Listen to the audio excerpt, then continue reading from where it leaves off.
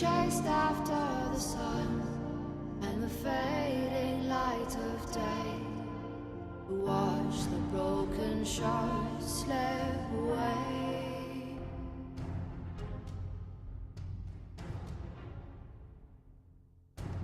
Hey guys, welcome back to Kaostv's live coverage of the EUS Challenger Series number 5. It's Grand Finals day today, and it currently sits at a 2-0 lead for Heimerdingers Colossi. First game was very one-sided, second game not quite so much, but still a dominant performance. And I'm joined by Spuddington. Welcome back, Spuddy. Do you think that Peculiar Gaming can bring this one back? Do you think they can do a Heimerdingers Colossi?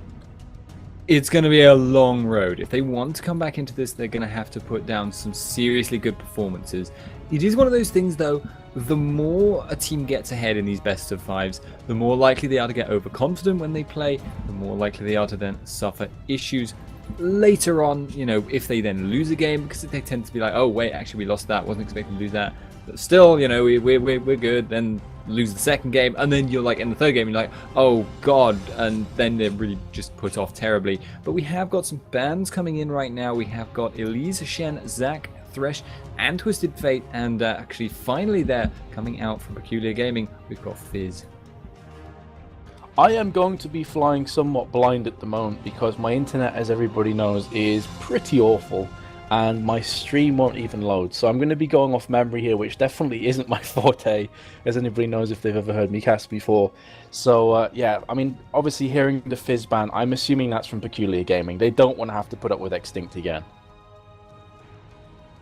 Yeah, I mean, Extinct has just been proven time and time again to be a very flexible mid laner, but also very, very good on those comfort picks. He's just so good on that Twisted Fate and Fizz, in fact. So obviously now we are going to be seeing the picks coming in. We have got the Jarvan coming out there as the first pick, lock-in from Freeze there. He's just picked out that Jarvan. And then we've actually got the Draven Sona taken away by Peculiar Gaming this time. Ah, well, that's another way of banning, pretty much, is to just take the opposition's strong characters. And Freeze, as we saw last game, extremely strong AD carry on the Draven. We've also seen Freeze pick up the Corki as well, which is somewhat of a strange one. Nowadays, he is considered to be one of the weaker AD champions, but Freeze makes it work. And I have seen Freeze also taking characters like Caitlyn and Ezreal, so he still has plenty of ADs to play with. The Draven Sona lane, as you say, is taken right from Heimerdingers Colossi last time around. Worked very well for them in team fights, but I feel taking Fizz out of the equation, they may very well go for the Twisted Fate. Has Twisted Fate been banned, though? He was banned by Peculiar Gaming. Well, in that case, they can't play Twisted Fate, so there's that theory out the window. But either way, it's going to be quite interesting. Can you just gloss over what happened in Game 1, what the picks were? Because, as I say, I wasn't there to actually see it. But 17 for 1 is a very, very dominant performance. Were there any characters that stepped out that have been picked up this time around? Well, honestly, you had the Draven pickup actually there on Freeze again. He was just really, really dominant in that role.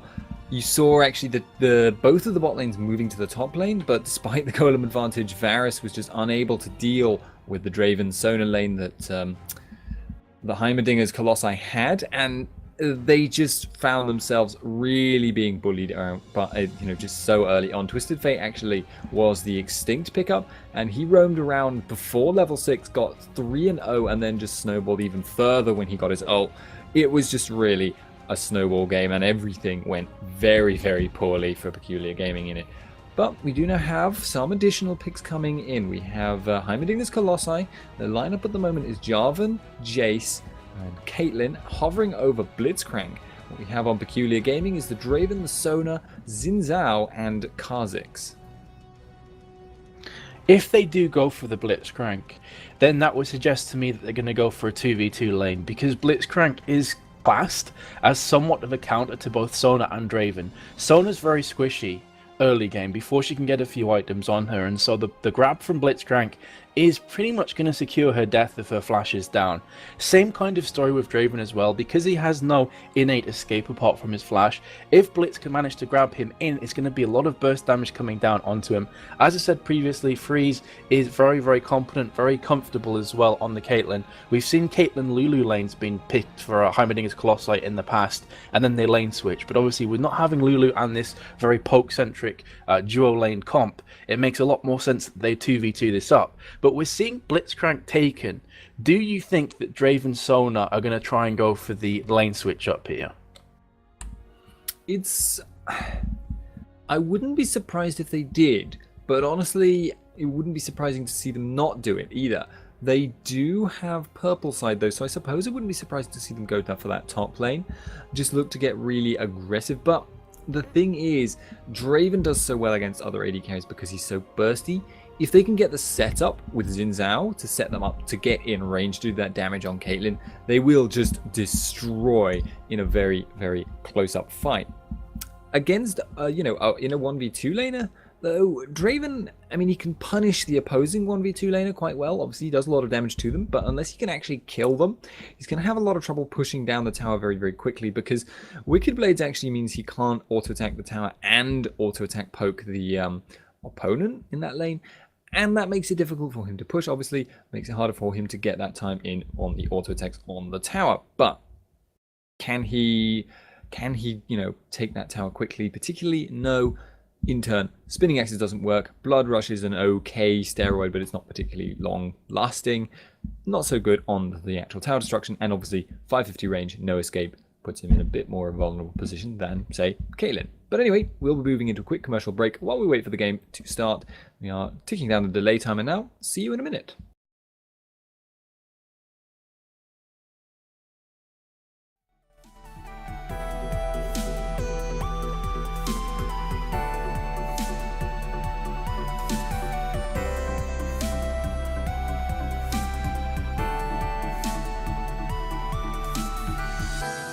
Ground below or skies above, I still don't know if I am right, but I know that for your love, I'll go to world's end tonight.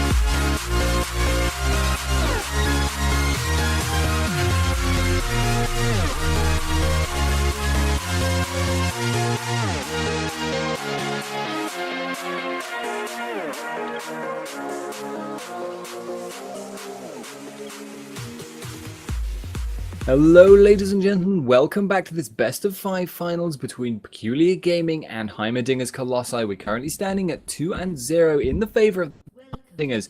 So we are going to be going into this game now. It is myself and Meta's casting, and I think it is looking like an aggressive ward time again.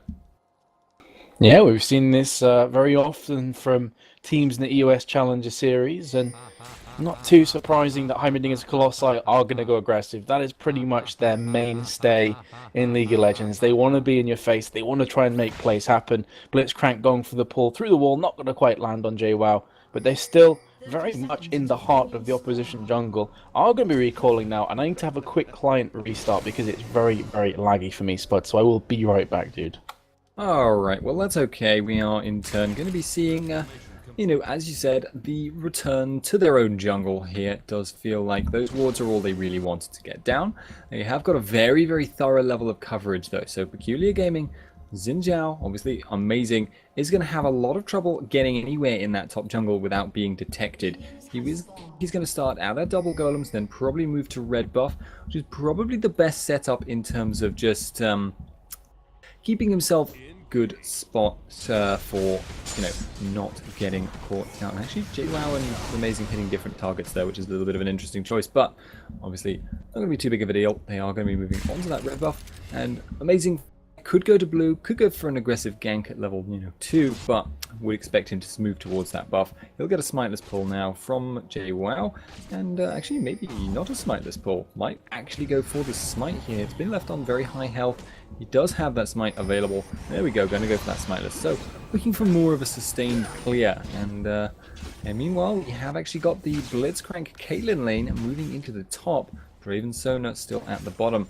And I've got to say, I feel like this is going to favor Heimerdingers Colossi. They will not have to deal with that early damage. And Gruulem actually in the mid lane having to flash out, has been ignited by Extinct. Not going to be going down. Is very low. Going to be forced to pop a lot of pots. And Metas, are you back in?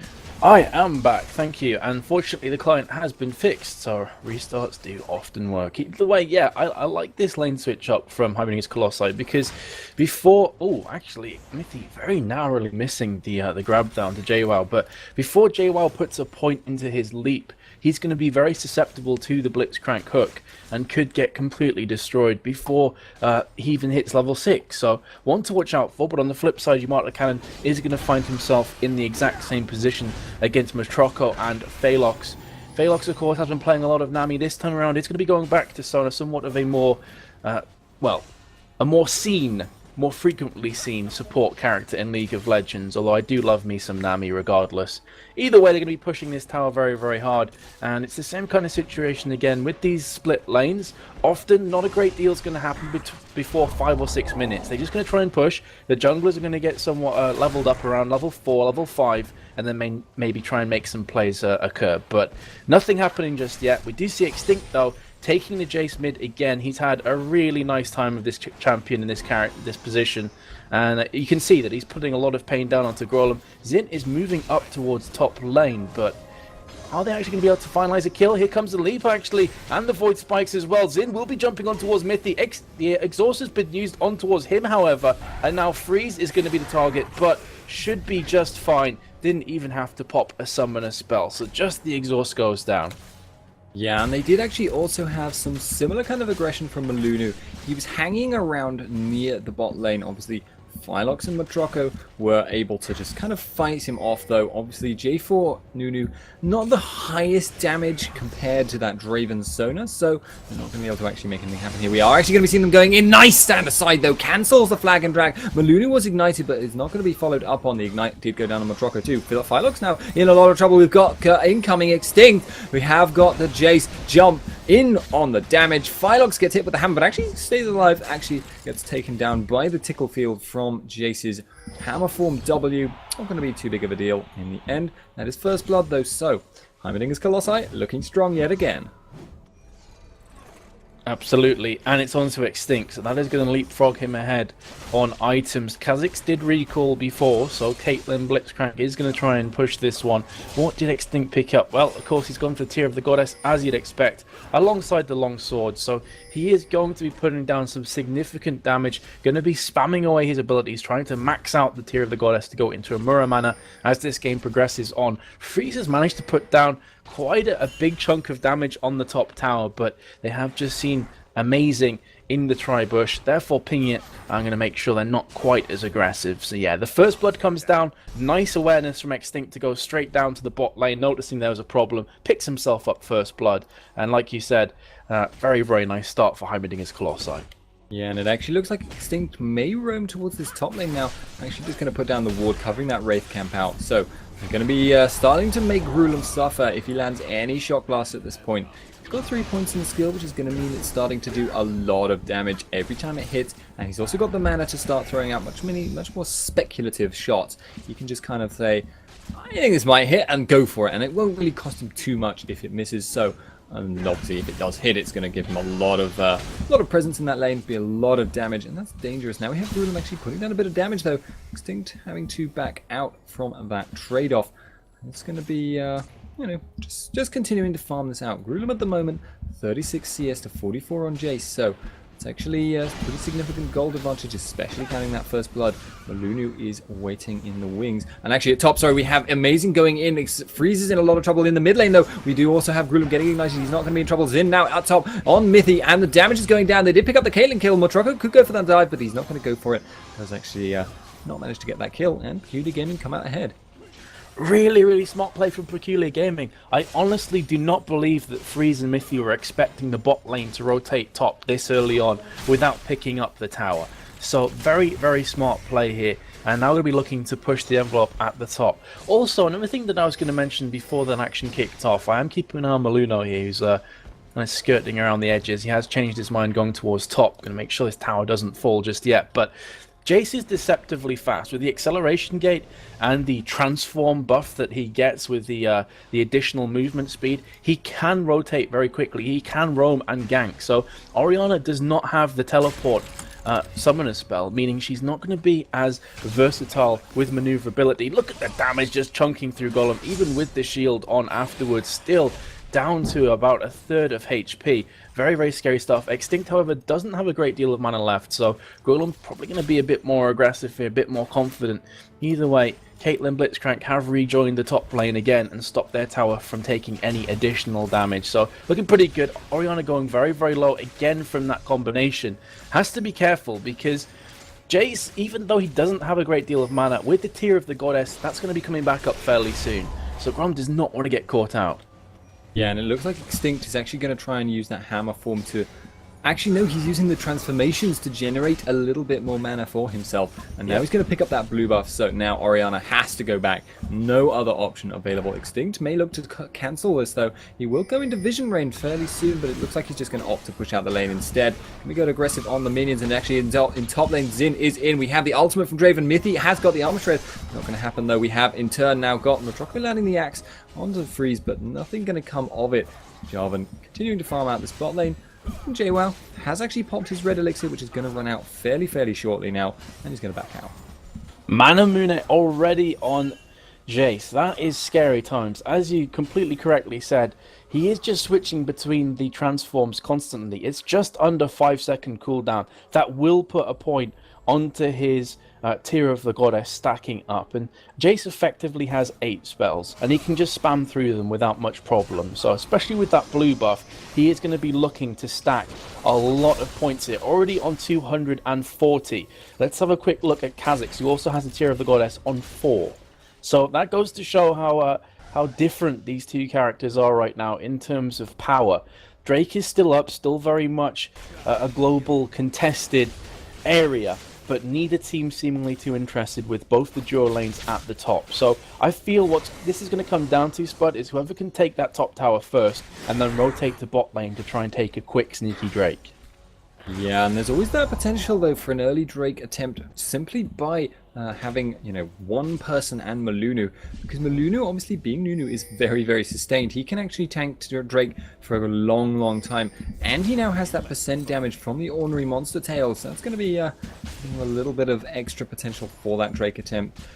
I wouldn't be surprised to see him go for it, but at the same time, it's more likely he'll just end up going there, warding it with a, you know, with a pink ward, and actually then not really getting anything from it. Him in the mid lane, playing dodge the ball, and obviously going to be having to avoid that damage, or he's going to go down very quickly. One kind of full combo from Jace now would take him out, and we actually have a shot pass landing. He's so low on health now. Jace has Ignite. Jace does not have Flash. It's not far off. But we see Yamato Cannon roaming towards that, and Grulum very wisely deciding to back out, but he is starting to fall significantly behind in this lane. His XP is, you know, almost, you know, it's getting on for 2/3 of a level difference between them. And actually the shot lands! Taking him out very, very comfortably. Mithy actually in that top lane gets taken out by Phylox. Oh, I found myself saying this so often when X-Tinc's playing, but get snapped, son! He just seems to pull these shots off out of nowhere. And Grolum was just lurking around for a bit too long. He was on dangerously low health. They're going to be jumping on towards JWoww, but not going to be trying to finalize this kill, especially with the creep wave dying there on the tower. Didn't want to take any needless shots from the tower. So, but again, it was one of those situations where Grolum didn't want to go back because he can already see he's falling behind Jace in terms of levels. It's 10-8 in mid lane. The top tower has been completely just smashed upon. I was going to say taken down, but it's actually bot tower that was taken down there from the side of Heimerdingers Colossi. And this is a question that I was going to pose to you before.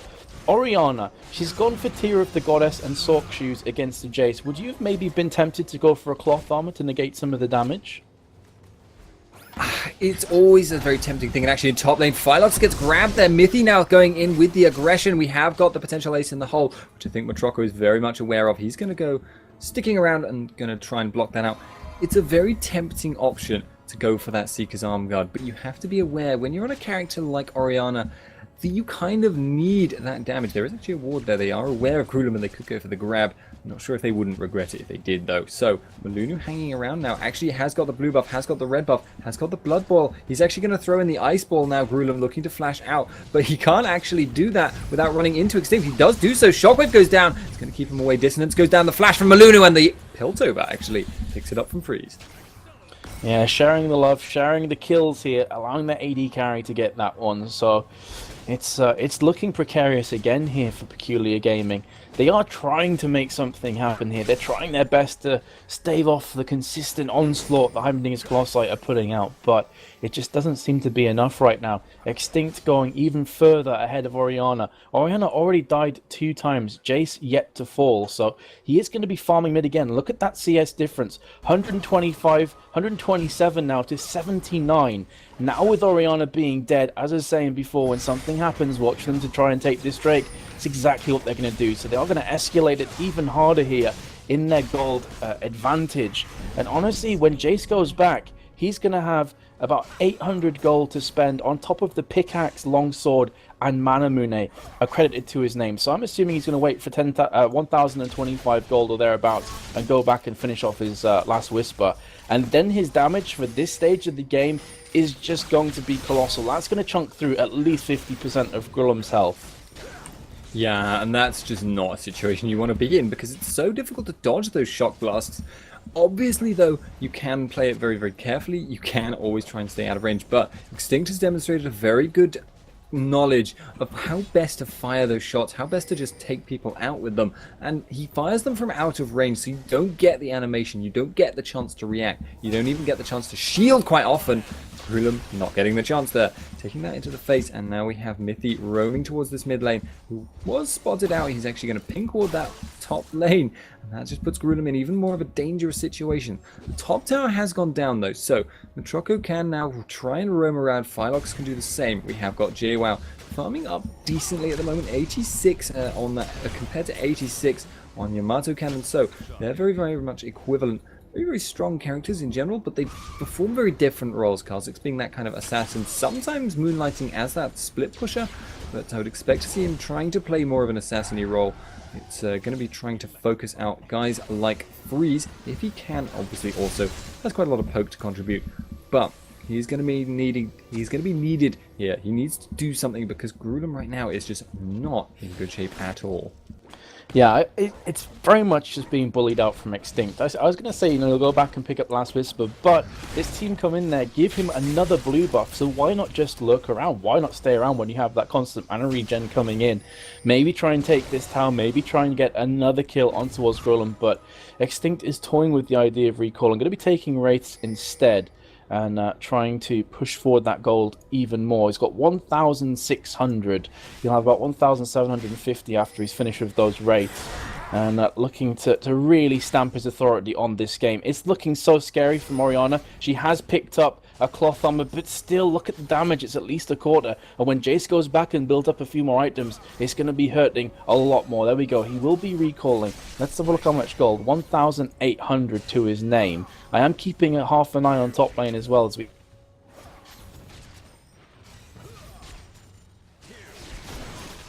and the Boots of Lucidity as well, so he's going to have the additional 15% cooldown reduction on top of everything else, so those Shock Blasts are going to be coming out even more. Here comes Amazing from the side though, jumping on towards Mithy, Exhaust used instantly. Amazing will pop his ultimate, pushing away a couple of players, but they're not going to be trying to jump on this fight afterwards. And how many stacks of the Muramana is he? A Mana Moon, I should say. 732, so it is soon to be a Muramana. And when that happens, he's going to get the on-hit effect as well.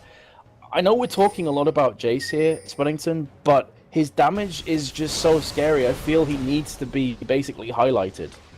Yeah, he is just absolutely terrifying at the moment. Actually, we're seeing him just... You can't fight against him right now. No one could duel him, probably. He has huge damage to put out, and he basically needs to be CC'd and locked out of fights if you want to see anything coming from him. Yeah, Krulum just getting chunked again.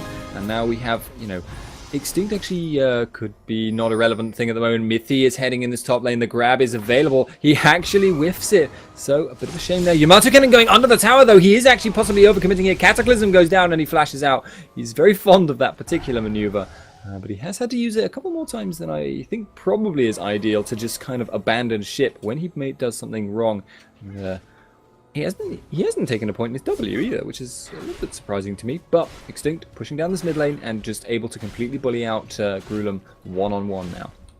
Yeah, I was a little surprised that Yamato Cannon went in that deep there, to be completely honest, because he knew that there were 3 players underneath the tower. He must have known that he would have been taking a lot of damage. Look at this from the hypercharge just from Jason. He crushes through Orianna so easily, so fast with the Muramana, as you've mentioned before, and the hypercharge. It's the constant on-hit effects that he is getting. And especially when you consider that when he jumps in his melee form, something that we haven't even mentioned yet as well, it's not just the case that Jace is going to destroy from long range. If he changes forms with the To the Skies and his knockback as well, it is so much damage conjected on each other. It's just constantly coming out, and there's so little that Grom can do, and I feel so sorry for him because pretty much from the first 5 minutes of this game, he's been poked down, he's been harassed from Extinct, and he now finds himself at an absolutely massive gaping hole in terms of CS. 202 to 112 is huge, and he finds himself 3 levels behind. Yeah, what can he do? The thing is, though, about Orianna, she does have some decent utility. She's still going to have that shield, she's still going to have that slow, she's still going to have that pull-in ability on that ultimate. So, falling behind hugely, she's not going to be a big damage threat, but she will still have a lot of contribution to team fights if they occur. That being said, again, though, compared to that, Jace is just going to be terrifying. Picked up the Brutalizer now as well. Wouldn't be surprised to see him go Black Cleaver soon. So he'll have even more cooldown reduction, even more armor penetration. So scary. And Extinct is looking for the aggression here. Amazing may be waiting for that, though. We have Maluna coming in from the side waiting for that, though. So we have the Blood Ball. We have the Shock Blast. Not Shock Blast? Yeah, there we go, Shock Blast. And the Absolute Zero actually gets cancelled there by Crescendo. Nobody really hit by that. Nothing really coming of it. But for all the talk about Jace, Draven right now is doing pretty well. 168 CS and 1-0-1. Has that full Bloodthirster now. Going to be starting to do some serious damage. Kha'Zix also getting quite a CS lead over Yamato Cannon now. Kind of building that up pretty significantly. JWoww going to be a significant damage threat. So they do have the potential to win team fights still. But the thing is, they cannot let Extinct put out all the damage he wants to. They cannot let him get that poke. And above all else, they can't let Heimerdingers Colossi build that kind of rolling thunder damage. Oh god, Matroco, he could be in a lot of trouble here. We got the grab goes down. We've got Amazing jumping into the middle though. Matroco not getting focused out. Ace in the hole hits him. Kazik's coming in from the side. He's got the wings upgrade, but he doesn't actually get a reset, I think. So, Malulu now trying to run out of this. We have got the shock blast coming in again. So much damage going down. Amazing trying to run. Malulu is actually just going to stick to him. He's got the blood boil. We've got Extinct going to be coming in from the side. He has got the shock blast. Hits Jay Wanner. Doesn't actually. Very close, but he's going to flash over that wall. Amazing now going to be in a lot of trouble. Charm got the damage from Draven. Draven gets destroyed. Kazik's now unable to do anything. Extinct is low, but he's not low enough to take out, and he's still a huge damage threat. This is ridiculous. Absolutely ridiculous. He nearly sniped off Grullum as well from the side, and yeah, it was looking like a really precarious position from Matroco. Then they turned it round with Kha'Zix coming in from the side, and you're completely right that Kha'Zix has managed to get himself a fair amount of farm, as has Draven. So as this game progresses in, if they can get a perfect engage, watch out, as something serious could happen. The shockwave comes in, but only lands on towards Freeze. Going to be chasing after Maluno here, but they're very much split up. They're going for different targets. Yamato Cannon will go down alongside the Nunu as well, which will be Maluno. So they have managed to pick up a 2-for-0 trade there on the tower. And this is basically what Peculiar Gaming need to play towards. Yes, it's looking scary if you have a look at Extinct. He's going to poke. But if they get in these close, up in your face, like corridor team fights, that's where Peculiar Gaming are going to excel. They have the Shockwave, the Crescendo, Xin Zhao jumping in, Atom with Kha'Zix is just pure damage, and he is building a lot of damage here. Bloodthirster and Tear of the Goddess at 356 stacks is going to be scary in the next 5 to 10 minutes. So if they can get that perfect engage spot, I feel it's still got this, but Matroco's been pulled in again. He's taking lots and lots of damage. Whirling Death comes out down towards him. It's not going to be enough. He's going to fall courtesy of the tower, and Mithy does land that grab. It signifies the end of Matroco's life. In the meantime, Jace is going to pick himself up. The double buffs, just finishing off blue buff there. And yeah, I feel like Peculiar Gaming have to force hard engages to win this game. If they allow Jace to stand at the back and just constantly harass them with the shock blast, I don't think they have much of a chance here. Yeah, that's going to be really the key. Obviously, again, Extinct being the key. But Yamato Cannon in that last fight was kind of a bit separated. Extinct wasn't really able to put out as much damage as he wanted to, and he's actually now going for that poke on Gruden, doesn't actually manage to land it. But Yamato Cannon has a lot of potential to peel for Extinct at this stage of the game. Obviously, you'd normally talk about peeling for the AD carry, but Extinct is kind of doing more damage at the moment in almost every respect than Caitlyn. Caitlyn's going to be a nice poke damage, but not going to be the biggest thing in the world. Mithy actually has that Oracle clearing the wave. Going to be trying to go for this engage here. It looks like we have got the flash crescendo with Phylox. Awkward. Ace in the hole comes in. It's actually just going to put down a little bit of poke. Phylox, very, very unfortunate there. But we have the poke. And now they don't have that potential to engage. It's going to be Heimerdingers Colossi looking to make something happen. It's a long, long cooldown on rank 1 crescendo. Yeah, that's very true, and that was one of their lifelines. Here comes Jay Wilder. Look at the burst damage. He's going to be picking up the kill into Blitzcrank. So minor constellation or 1-for-0 exchange with the crescendo going down. But Phylox, you know, I'll give him A for effort. I know he is the shot caller for Peculiar Gaming, or at least he was the last time that I was speaking to them. So maybe he was like, okay, guys, I'm going to be flashing in here like a Bloodwater from the NALCS, trying to make plays with Sona. Didn't quite pay off, but you could see what he was trying to do. Had that have landed, they would have engaged hard, as I was saying before. That's what they need to do right now. But Jace will go ahead and pick up another tower. So that is 4-2 global advantage alongside everything else in Heimerdingers Colossi's favor. Maluno tanking the tower. Yamato Cannon and Extinct are going to just be smashing this down. Look at the damage onto the tower from the hypercharge, courtesy of Jace. He can take a tower from 100 to 0 in like 5 seconds without any problem at all. Going to be engaging on towards Phylox here. He's slightly out of position. Kha'Zix is simply not anywhere near to be doing anything in this team fight. Yamato Cannon locking down Draven and Sona. That was a beautiful Cataclysm. Shockwave used right at the end there, but was already dead. That's going to be a triple kill coming in from Extinct. And Yamato Cannon picks up the pieces onto Draven. And suddenly JWoww's like, GG, I'm just going to stand here while my team surrenders, getting post-traumatic stress disorder, and there's the game. A bit of an anti-climax, bud, but 3-0 to Heimerdingers Colossi.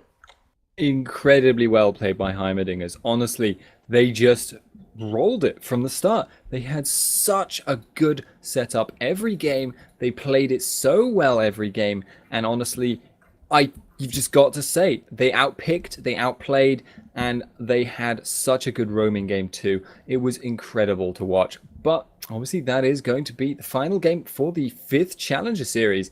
So I dare say it's going to be time for a fair few announcements. What have we got to talk about here, Metas? Well, we have the MVP, as Bass has just said in my ear there. I didn't catch the first game, Spud, so you're going to have a far better idea of who has been performing consistently well throughout these 3 games. So I'll just throw it over to you to start with. Who would you say you would elect as the MVP, or at least up for contention? My own personal pick has probably got to be Extinct. He just really was amazing. The 2 games I casted, he has been the dominant force. I mean, he was incredible roaming Twisted Fate game 1. He was an incredible roaming, poking, everythinging. Jason, that 3rd game that we just saw, really, really solid all-around performance. Yeah, I completely agree that Extinct has to be noted for MVP. I know I probably just surprised Metas and Spuddington by just randomly appearing. You're in a the wizard, Harry. conversation. But I figured I'd drop in and give my 2 cents on this one as well. Yeah, I have to agree with Spuddington that it looked like Extinct just played a very impressive series all around. Yeah, and also his fizz was, we haven't even mentioned his fizz, but his fizz in game 2 was massive as well. So pretty impressive play from Extinct. I'll definitely give him my vote, but I know that Bass does like to throw out a few names there to keep it balanced. So other than Extinct, who else would you guys like to draw attention to? People are saying that Freeze did a good job. Yeah, I do agree. Freeze had a fairly good series. I just think that I know you like to throw out a couple of names, but Extinct really just had a brilliant series.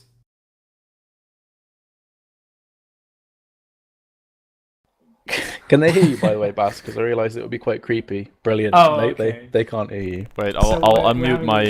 I've unmuted my exit mic. We're Yes, just talking to ourselves. it's kind of good because I started a poll with options 1 Extinct. So feel free to vote, people. But it's rigged. I can assure you, it has been rigged. So I'm sorry. Yeah.